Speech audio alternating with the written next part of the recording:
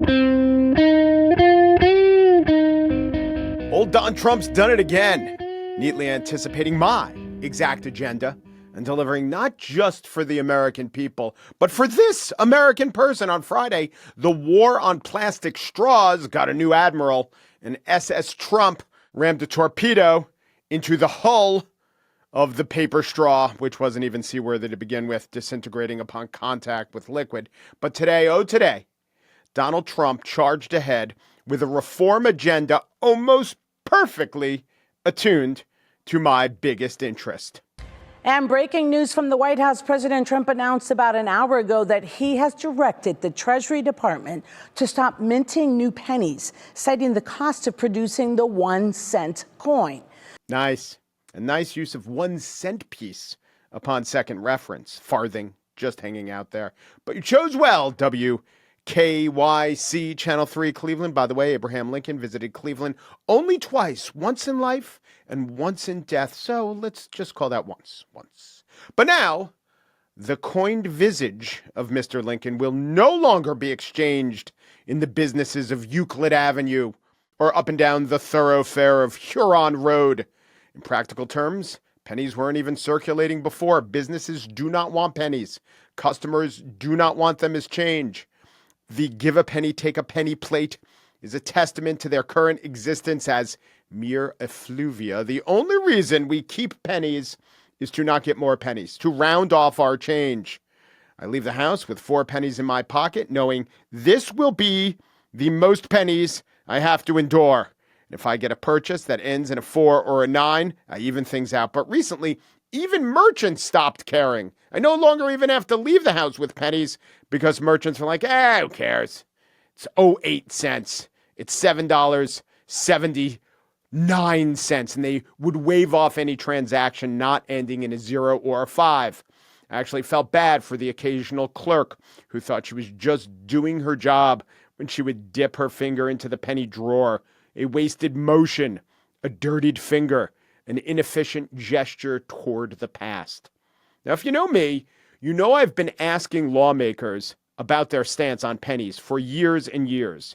Andrew Yang came in 2018. He punted. He was too inexperienced to really grapple with the question. He was green, not copper. And then this presidential candidate, well, I'll be honest, I like Pete Buttigieg, but he didn't do much better. Do you think pennies should continue to be minted? Ooh, wow. Definitely never got that one before. I'm not ready to make news here and now that I'm anti-penny, if only out of regard for Mr. Lincoln. Yep. Mr. Buttigieg there displaying caution. He had not studied the issue. Okay, fair enough. But Senator Michael Bennet of Colorado, who was also a presidential candidate, you might remember, well, that guy at least was open to the idea. This is not a considered answer. It's a matter of first impression. Go from the gut. For me, but on my gut, I'd say, yeah, let's get rid of the pennies. They cost more than a cent to produce. It seems like that we could spend money doing something else. But then there was Governor Steve Bullock of the copper-producing state of Montana. As president, will you do away with pennies? You know, not just because the parochial interests of copper mining. I got a sentimental feeling for pennies. I'm not going to get rid of pennies. Really? They cost more than a penny to produce, and what do they really do for us? Well, I hope as you're walking down the streets of the city, if you see a penny on the ground, you pick it up. All right. I do not. I have to say, I do not. I do not pick up pennies on the ground. I recommend you don't either. It's not worth getting your hand dirty. It's not worth bending down. And pennies are not worth the cost of production. In fact, I, like President Trump, have often pointed out that the penny costs twice as much to produce as it's worth. That's actually wrong. It actually costs more than 3.5 times as, well, let's just put it this way. It actually costs more than 3.5 cents to make a penny. And Trump said the words, it costs twice as much to make a penny. This is the first time in Donald Trump's life where he understated his case. And that is how potent his position is. Donald Trump doesn't even have to exaggerate or be accurate to get his point across. And it's a great point. It really is. I want to give him his due.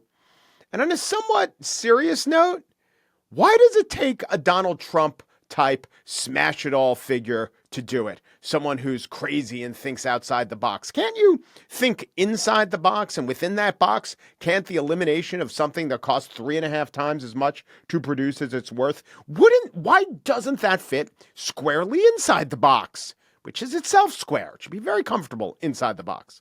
When I ask politicians, why are we still doing this penny thing? They all chuckled and demurred or didn't want to touch it for maybe fear of offending some constituency that they couldn't even imagine at the time.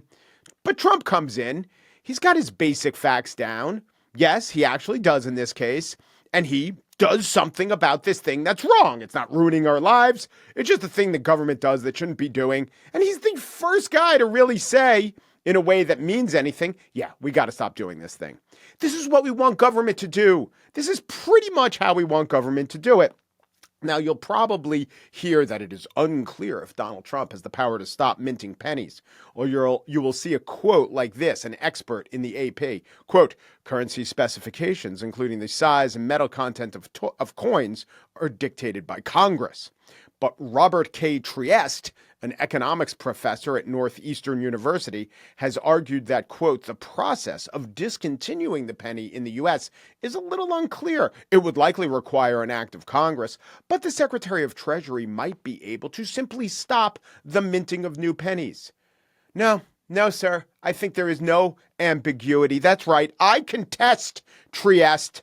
Secretary of Treasury 1 shall mint and issue coins described in Section 5112 of this title in amounts the Secretary decides are necessary to meet the needs of the United States. So then, if the Secretary of the Treasury decides the necessary amount is none, so be it. And this is certainly true even if the Treasury Secretary decides so at the behest of Donald Trump. Yes, the behest, Trieste. But really, this is just a simple idea, good idea, helpful idea, an obvious idea. And yet somehow no one could pursue it until Donald Trump came along. Isn't this a metaphor, to be very fair, isn't this a metaphor, at least for some of the procedural arguments that the more reasonable Trump-supportive elements espouse? They're just saying, this is dumb. Let's stop doing it. I agree. Of course, there are Trump supporters who say and advocate less reasonable portions of his policy planks. You know, they have maybe some programs they should answer for, like firing inspector generals and FBI agents and exposing CIA operatives and shutting down research in universities and eliminating birthright citizenship and shipping U.S. prisoners to El Salvador and repurposing Guantanamo and giving unrestricted access of the U.S. Treasury Department's payment system to Elon Musk. And, oh yeah, the last one today, legalizing bribery of U.S. officials. But, and on that last point, this can't be emphasized enough, that bribery shall not be done in pennies minted in 2025 or beyond, because there will be none.